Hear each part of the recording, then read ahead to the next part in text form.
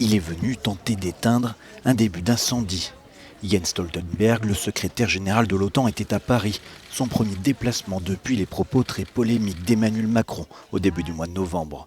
Dans un entretien au magazine The Economist, le président français estimait l'Alliance Atlantique en état de mort cérébrale, des propos qu'il a dit assumer lors du point presse. Pour lui, l'OTAN doit en faire plus. Une véritable alliance, ce sont des actes, ce sont des décisions, pas des mots. Je souhaite donc que nous ayons une véritable discussion entre alliés sur notre engagement concret dans la lutte contre le terrorisme au Sahel comme au Levant, où l'intervention militaire menée il y a quelques semaines par la Turquie dans le nord-est syrien a posé de vraies questions qu'il faut là aussi regarder en face. L'offensive turque au nord-est syrien contre les combattants kurdes est en effet inédite, tant Washington qui s'est retiré de la zone qu'Ankara n'ont consulté leurs alliés de l'OTAN.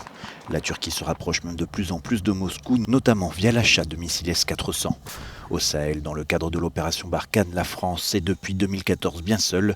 Pour le secrétaire général de l'OTAN, malgré les difficultés, l'Alliance Atlantique est la seule solution. L'Union européenne ne peut pas défendre l'Europe.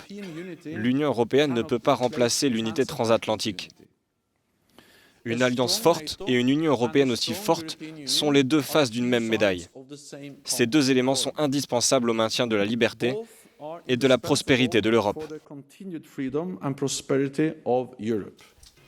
Reste à savoir qui est l'ennemi, a rappelé Emmanuel Macron. Selon lui, le dialogue doit rester continu avec la Russie, un acteur de la géopolitique mondiale toujours plus incontournable.